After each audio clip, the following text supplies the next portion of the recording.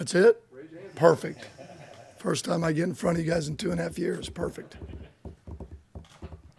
Todd, back in the spring when we had a chance to talk to Stetson, he talked about how valuable that spring could be for him, getting first team reps, kind of building relationships with the receivers. Even going back to then to right now, how do you think he has capitalized, or if he has capitalized, on this time he's had getting all these first team reps? For sure. I mean, being with the first group, being expected to be the starter, so it's invaluable. I think his confidence level is raised with our confidence in him. I think is probably the most important thing. Coach, have you ever run an offense with four tight ends on the field at one time? And what could that look like at Georgia if that happened? Well, if you run it too often, you get every wide out in the portal. So you can't do that a lot. So we do have good players at that position, and you do have to utilize their skill set. But it also you have to balance that because there is a cost to that. Because it's one thing to say we're going to utilize 13 personnel, 14 personnel, and it's like, okay, well, what all can we do out of it and execute? That's probably the toughest thing is how do you get through practice and execute, how you want it to look once you get to the game. And, that happens a lot in offense and defensive meetings where a defensive coach will say, boy, that really gives us problems. It only gives you problems if we can execute it. If it gives us problems as well, then it's really not worth anything. So, but we do have good players there. We do have to find a way to get them on the field and use all of our talented players. Yeah, Todd, Stetson has said that he feels more comfortable now that he's a guy in terms of telling receivers how he wants them to run routes and things like that. I was wondering, between you and Stetson, how much of that relationship developed in terms of y'all discussing the finer points of the offense, how you want him to run things, all that kind of stuff, now that he's kind of the unquestioned starter? Well, he's always been in there, so he's always heard how we want to do it. So now it's a matter of, I think he's doing a much better job of in between his reps of carrying the message that we talk about and to make sure we're on the same page. I think that's the biggest thing. It's not him talking to the receivers in terms of how he would do it. It's that we're all on the same page carrying the message from our meeting room to on the field. And I think that's a sign of leadership, is going over there and how did you see it? Well, this is how I saw it. This is how we talk about it. Let's get it right. Hey, Todd, one of the, storylines out there, whether it's right or wrong, I got no idea. But some people suggest that the offense is going to need, carry the team while until the defense, all these young players kind of gets its footing a little bit. Is that something you would necessarily agree with? I really don't know what that means. And in fact, we got good players on defense. Sure, we lost a lot of really good players, but I don't think that changes for us. I don't think last year we thought of it that way, other than all we control is how often we get the ball and how many times we score when we have the ball, points per possession. That's all we control. Obviously, last year, there were scenarios where it made no sense to continue to put ourselves at risk. And that may not be the case this year. That may be the case this year. I don't know. That is to be determined. But carry that's ridiculous at a place like Georgia. We have good players on both sides of the ball, just like last year. To say that the defense needed to carry us is probably unfair. But we were tremendous on defense. I get what you're saying with that. I don't mean to be rude. I'm just saying in general, I think I think we get carried away with overall points and overall statistics or carrying things over. Ultimately, each game is where you have to continue to score points and stop people. You get into averages, it's not any good if you score 50 one week and 25 the next. You'd like to be more consistent right there in the middle every week that you can count on that, just like whatever happened last year has nothing to do with this year. Hey, Todd, last year you guys seemed really hamstrung by injuries out there at the wide receiver position. Now that you have a little bit of an older group, and as of right now it seems relatively healthy, how do you envision going about incorporating them in the offense and getting the most out of them with seemingly more healthy than this year? Well, I mean, we lost George last year, and maybe in some ways that made us better. In some ways, once George went down, we had to figure, okay, we don't have an X. We don't have somebody that you can just say, okay, we go 3-by-1 and they kick their coverage, we can throw it there. So you have to get into more tightened sets, condensed sets. How are we going to run the ball better? How are we going to use our tight ends? not knowing exactly at the time what we had in Brock Bowers or A.D. Mitchell or whoever you have. But at the end of the day, you figuring out the puzzle is probably the number one thing we're paid to do, and no one really cares who you have. We do have more options at receiver, probably in some spots. But at the end of the day, whether it's using our backs, using our tight ends, using our receivers, I mean, that's what you're paid to do, and figure out a way to score and not turn it over. Coach, specific talking about wide receivers, Arian Smith, it's incredible. I think 3 of his career 5 receptions are for touchdowns and long ones. Is that I assume a lot of that is a function of health and not being able to stay healthy to this point. But where have you seen development in him, and can you just talk about where he might fit in the grand scheme of things in the wide receiver group? Yeah, I think the biggest thing is staying healthy for Arian. He just hasn't been on the field long enough. As a developmental player, he is fast, he is athletic, he is a great kid, but not being healthy and being out there to develop. So what that does is that restricts you from a player being an every down player. I know I just said player, not every down player, to get on the field more often, because you can't trust them in everything that you're asking them to do. So they have to be, how do I say this, situational players, if that makes sense. You have situational players and you have every down players. And because there's more that goes into it. Okay, you go fast, right? Players got to know what to do. Okay, so we're looking to bridge that gap from being a situational player to a player we can trust to be out there in more than just when you want to use his explosiveness and to threaten the defense. And it comes with that in the run game. You put him out there, it's like, are they going to play a 2-shell? They're going to play an extra safety back that allows you to run the ball more effectively if they don't want to put, a number of guys in the box and allow him more space. Hey, Coach. After losing a guy like James Cook, as electric as he is, I was wondering if you could talk a little bit about how you see the running backs you currently have contributing in the pass catching game. Kenny's going to take more of that slack. It was nice having both of those guys a year ago, where their versatility. I think our other guys have improved dramatically in terms of their ball skills and route running ability, getting the ball to them down the field, and their ability to track it. That's probably as much as anything. James could really track it. That you could put him out there and feel good that if we threw it 40 yards down the field, that's completely different than most of the balls the running backs catch, which is right in front of them, intermediate, short. So Kenny, Dejon's really improved. So that is an area where we don't have as much depth. When you had James, you didn't have to worry about in a given game plan, if one guy went down, that would be Kenny. Now, the other guys have gotten better at it, but you've shrunk the margin for error. You'd hate to go into a game with all kinds of things you like for Kenny, and then all of a sudden something happens and you're stuck. So before when Kenny was healthy, we would have the luxury of having both of them. Todd, I know these overarching offensive philosophy storylines can be annoying, but obviously when you came here, Georgia's reputation was run. Your reputation, you thought, well, he's coming in to open up the offense and everything. What do you think about that, and where do you think you are entering year 3 in terms of melding what made Georgia before you got here and what the offense looks like under you now? Actually, it's not really a rhetorical question. It's fair in the fact that I do like to throw it. I think people think that I don't like to throw it. And I'm paid to score. I'm not paid to win. I'm paid to add as part of that, but to score.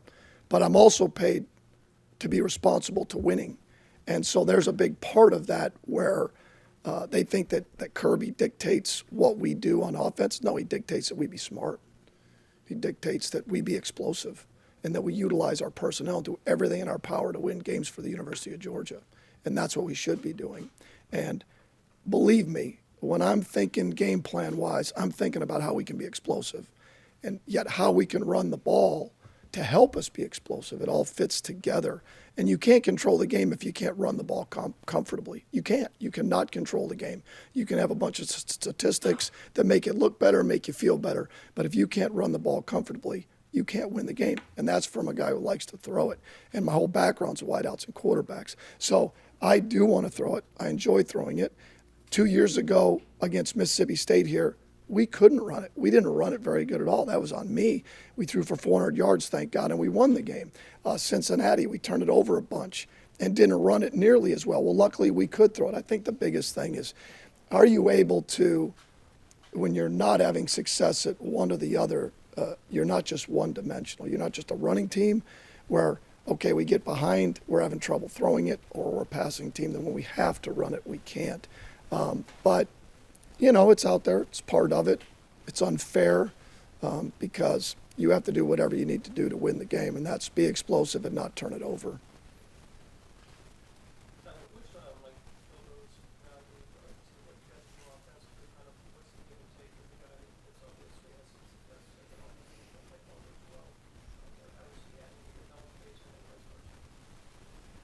Well, first of all, he's an unbelievable sounding board. Like any experienced coach that you bring in, whether it was last year defensively with Will Muschamp or with us, Buster Faulkner, anybody that you bring in as a sounding board, okay, what have you done? Are we doing everything in our power to be successful? Our walkthroughs, I asked him today, all right, we're working on pressures and how we're going to adjust to it. And I'm like, I walked right over to him. I'm like, okay, what are we missing? Is there anything that you guys did that was different? Is there any way how you walked through in the past? Are we utilizing every opportunity to be successful? And he's been great because I'm sure, you know, just like with Buster or anybody that's done it for as long as he's done it, that in some ways, I'm sure he's enjoying being back here. And there's other ways it's like, okay, well, maybe I wouldn't do it that way. Maybe I wouldn't, but he's been awesome. You know, he's been awesome as a sounding board, and I want to continue that. He's going to have a big part in what we do offensively and adding to that. We had a little bit of a shorter off season with guys coming in, so we haven't had probably as much time to be like, okay, let's really dive in to certain aspects of it. But I think those spots where everybody you have in your organization has to add value. Well, where's their value? Where's their unique value, whether it's recruiting, whether it's player development, whether it's offensive game planning, whatever that is. If they don't have an elite trait that adds to it, they got to go. So somewhere in that, they've got to have some reason why they're in our building. And I didn't mean to kind of end on that with Mike Bobo. I mean, I'm just saying he adds tremendous value in terms of just in terms of being a sounding board for us. Hey, Coach. Just kind of wanted to know through your eyes, Dominic Blaylock's progression getting back to full health, getting him back involved. What he's looked like to you, and how much his perseverance has meant to both himself and the team. You know, that I can't imagine. You know, I can't imagine getting hurt, getting re-injured 2 years, probably a lot of times question whether or not, what if I do all this again? What if I do all this and it happens again? And I'm sure every day, if anybody's ever played basketball and you roll your ankle, you don't jump for a month. Imagine tearing your ACL and then you do it again. Like how long that's going to take from the mental side, forget the physical side of being able to just get out there and go. Over time, he's gotten to the point where I think he feels more and more comfortable. And he's always been a crafty route runner. He's probably more crafty than he is like fast or tall. He has a knack. Some guys just have a knack of getting open, making plays, contested catches. And you can see that every day that he's out there. I know it's only been 6 or 7 practices, but what's your evaluation of these freshman running backs, Andrew Paul and Branson Robinson, so far? I think they're going to be really good players. It always hurts. What's interesting is whenever this started 10, 15 years ago, when players came at mid-semester, at one point there was 4 or 5 of them and you had 18 or 20 that didn't come. Well, now it's the reverse of that. You have most of your class comes at mid-semester. So you're so used to freshmen being up to speed a little bit more, but missing the spring takes its toll on any player that's not here because you're asking a lot of them. I think they're both going to be tremendous players. They're working awfully hard at their craft, but every day we install, summer's not the same. It's really not because you're not the physical part. Every day we install, the defense installs. And as you keep going, it just compounds the looks. It's one thing if we kept the same plays and they changed, or vice versa, right? But now they're changing looks, we're changing plays. It's like, holy cow, you can become overwhelmed. And it's hard then at that point to really see their true skill set because they're processing. They're not playing fast, but I think they're both going to be tremendous players. Coach, can you tell us when last year you knew that you could win a title with Stetson Bennett? And then secondly, what have you seen from Gunnar Stockton and Brock Vandegrift? We don't see a whole lot of them. Can you Yeah. tell us about their development?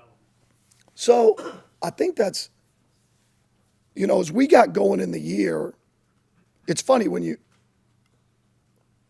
I've been on teams where we struggled, we weren't where we needed to be, and when you're going up against the same guys, you have no way of knowing, like, really how good you are. Like, you may think you're really good or you think you're really bad, but you have no idea because it's the same dudes. And then after a while, you're like, we're really not very good. Or then you're going a while and you're like, okay, like there's days of practice last year I'm going, God, I don't think we're very good. Or I don't know if we're very good. You're just looking at players. After a while, you're like, when we play other people, you're like, no, actually, we're really good. And I mean that collectively as a team. I think there's a moment, irrespective of the quarterback, where you're like, okay, we're really good on defense, and we can be really good on offense. Now, when that happened, that was a few games into the year. Sure as hell wasn't after Clemson. But after a few games, you started feeling that. You started feeling, I think we can be pretty good, And irrespective of who the quarterback was, because both of them were good players. It was never like where you thought, boy, it's this much or the other. So, as we kept going along, we thought that, Stetson's mobility gave us a chance, a little bit different in terms of who we were going with. But at some point I thought, no, we can win it with either one of those at quarterback. Okay. You were asking about Brock and Gunnar, or were you asking about Carson? Which one? The two younger ones. Okay, so Brock, both are tremendous players. Brock obviously has been here longer, but his playmaking ability is tremendous. I mean, he's got a chance, just like Gunnar does. I think both of them have a chance to be a tremendous players here. I really do. They're different in the way they go about it, and their personalities, which is normal. You're never going to have. You can have three kids and they have different personalities, all of them. So you have the same thing at quarterback, but you love them all. It's kind of that way. Like, all right, this one's a little more quiet. This one goes about it, and this one's a little more outgoing, and but both of them going to be tremendous players. It just stinks because I think we have a really good quarterback room. People look at it and think like, well, they don't have a good quarterback room because Stetson Bennett is playing quarterback. No, Stetson's a really good player. Those guys are really good players. And I think they're going to continue to get better. And we ask a lot of them. We do a lot of quarterback controlled here. So there's a lot that we ask them to do, which makes it hard initially. Coach over here, yeah, back to the tight ends again. It's a fascinating position group of guys you got in there. And last year you pretty much warned us what Brock Bowers was and how many different ways you could, use this guy. Now we see Eric Gilbert out there. Darnell's obviously healthy. I mean, how different? I mean, I know it's called tight end, but it sure does look like you've got different positions within the positions. And how does Gilbert shake out? We saw red zone usage in G-Day, but outside of that, what do you see ahead for him? Well, Eric, a lot like Brock, is a unique talent. Their skill set. Eric's a little bit different in that Eric has wide receiver background and route running. Good with the ball in his hands, run after catch. Where Brock's background is more get the ball in his hands, H-back, fullback, run after catch is probably the difference. So as Brock needs to continue to develop his route running, he's one of those guys just get in his hands. And he's got better catch radius than I thought, where Eric is more of a route runner. He's been in that, in terms of what he's developed, almost like an air raid Y, So that's been a part of that. Both of them have unique skill set. We didn't know exactly what we had with Brock. We knew he was rare in how he worked and how every day he came. How that developed and kept going, we kind of fell into it, as you just kept going, we knew he was fast, and then all of a sudden that UAB catch and run, like, I don't know, that's different. The GPS says one thing in the field, feel like, wow, that's pretty good. We got to keep trying that, or I'm just an idiot. And not having Darnell, because Darnell's a unique talent, but he has the foot issue, and you can't use him, and he's a unique talent. And keeping him healthy, keeping all those guys healthy, because they're different. That's probably the best way to put it is, who are your unique skill sets that you can take advantage of matchups. That Wes Welker at one time was an X for the Dolphins, and trading him to the Patriots turned him into a Hall of Famer playing the F position. Certain guys, certain backs, if you utilize their skill set, you're going to enable them to excel, and that's what we're paid to do. Take two more questions. Hey, Todd, I want to ask you about the offensive guard position. How do you see both the left and right guard spots sort of working out? And how is Tate Ratledge, especially who's come back from his foot, progressing at that right now? Well, I'll start with Tate, because Tate obviously missing other than like 4 plays at the Clemson game for a whole year. That's going to take its toll from a mental standpoint. He was still a young player. It's not like he's Jamari Sawyer, an older player. So mentally, he's got to work back into it. He has all of the attributes you want. He's just got to get himself back going again. Because I don't care how much you're in meetings. I don't care how much you're watching. You're not actually executing. You know, if you're elite rifleman, you can't watch people shoot the damn gun. You got to shoot it, and he's got to get out there and do it. And so getting out there, I think, helps that. We have a lot of depth at guard and tackle. I mean, we can be elite up front. We have a lot of really, really good players up front. And now we're just working through it. I don't want to mention names because I'll miss somebody in saying it, but we have a lot of really, really talented football players up front. Now it's piecing that together where we can really function as one. Lots been made about not having 1,000-yard receivers. Is it just kind of inevitable, and you like it, that the ball gets distributed a lot of different places, even if that kind of quashes some of